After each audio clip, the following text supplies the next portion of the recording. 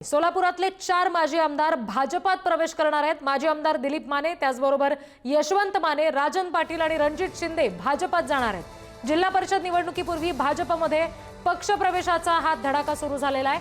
माजी आमदारांनी मुख्यमंत्र्यांसोबत वर्षा निवासस्थानी चर्चा केली असं समजतंय। मंत्री जयकुमार गोरे यांनी सोलापूरमध्ये ही राजकीय खेळी खेळलेली आहे। भाजपमध्ये आता हा पक्ष प्रवेशाचा धडाका सोलापुरात पाहायला मिळणार आहे। 4 माजी आमदार भाजपात प्रवेश करणार आहेत।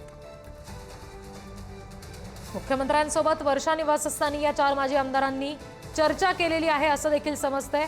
मंत्री जयकुमार गोरे यांनी सोलापूरमध्ये राजकीय खेळी खेळलेली आहे। माजी आमदार दिलीप माने, यशवंत माने, राजन पाटील आणि रणजित शिंदे हे भाजपात जाणार आहेत।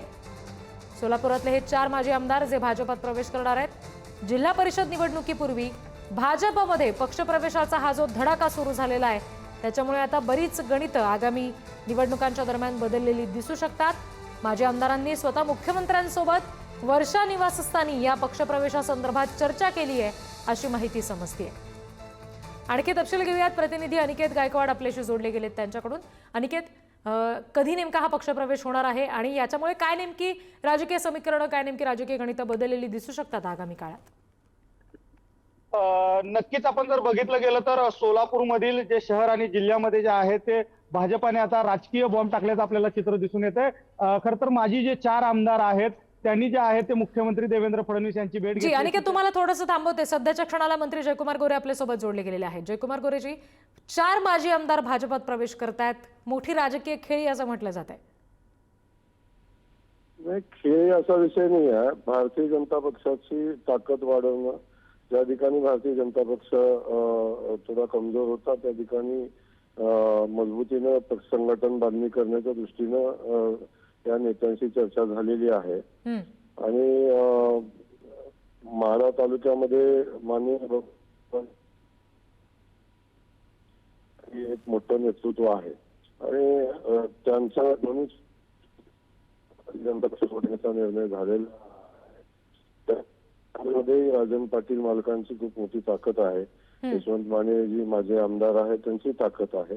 या सगळ्या लोकांना सोबत घेऊन भारतीय जनता पक्ष मजबूत करण्याचं काम येणाऱ्या निवडणुकीच्या पार्श्वभूमीवर आपल्या दृष्टिकोनातून करायचं, या दृष्टिकोनातून काही निर्णय होत आहेत। तुम्ही पक्षप्रवेशासंदर्भात बोललात, पक्ष मजबूत करण्यासंदर्भात बोललात। दिलीप माने आहेत, यशवंत माने आहेत, राजन पाटील आहेत, रणजित शिंदे, हे सगळेजण भाजपात आल्यानंतर काय नेमका फायदा होईल? आगामी जिल्हा परिषद निवडणुकीमध्ये भाजप आणखी भक्कमपणे तिथे उभा राहील का? पण नक्की येणाऱ्या निवडणुकामध्ये भारतीय जनता पक्षाची खूप मोठी ताकद वाढेल आणि भारतीय जनता पक्ष भक्कमपणे जिल्हा परिषदेच्या निवडणुकीमध्ये, नगरपालिकांच्या निवडणुकामध्ये, महापालिकेच्या निवडणुकामध्ये भारतीय जनता पक्ष ताकदीनं निवडणुकीत उतरेल आणि यशही मिळेल या निमित्तानं। जयकुमार गोरेजी, आगामी काळात आणखी कोणती नावं आम्हाला भाजपात येताना दिसणार का? त्यासाठी कोणती तयारी सुरू आहे का?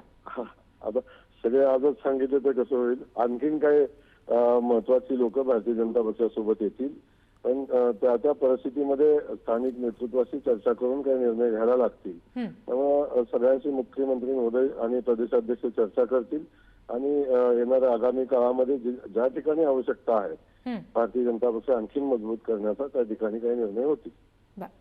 धन्यवाद जयकुमार गोरेजी, आपण पुढारी न्यूजशी सविस्तरपणे या सगळ्या संदर्भात बोललात यासाठी।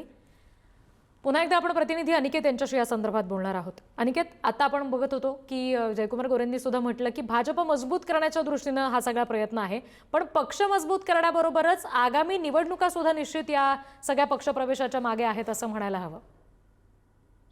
नक्कीच येणारी जी नगरपालिकेची निवडणूक आहे, पंचायत समितीच्या निवडणूक आहे, जिल्हा परिषदेच्या निवडणूक आहेत, त्याच दृष्टिकोनातून पालकमंत्री जयकुमार गोरे यांच्या पुढाकारानं हे सगळे जे पक्षप्रवेश जे आहे ते होतानाचं चित्र आपल्याला दिसून येते। मोहोळचा जर विचार केला तर मोहोळमध्ये माझे आमदार अजित पवार गटाचे जे राजन पाटील आहेत आणि त्याचबरोबर माझे आमदार यशवंत माने आहेत, यांच्यामुळे मोहोळ नगर परिषद असेल, मोहोळमधील पंचायत समिती गट असतील, जिल्हा परिषद गट असतील, याचा फायदा जो आहे तो भाजपला होणार आहे। दुसरीकडे माझे आमदार दिलीप माने असतील, यांच्यामुळे दक्षिण सोलापूर असेल, त्याचबरोबर उत्तर सोलापूर असेल, यामध्ये जे आहे त्यांना फायदा होणार असल्याचं चित्र दिसतंय. त्यामुळं 4 माजी आमदार जे आहेत ते मुख्यमंत्र्यांशी चर्चा केल्याचं आपल्याला दिसून येते आणि मोठं 4 माजी आमदार जे आहेत ते भाजपामध्ये पक्षप्रवेश करतायत.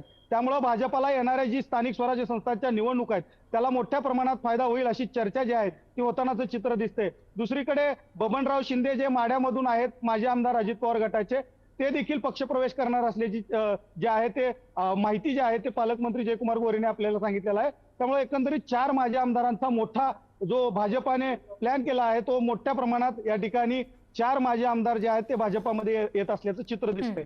जी, धन्यवाद सगळ्या तपशिलांसाठी अनिकेत.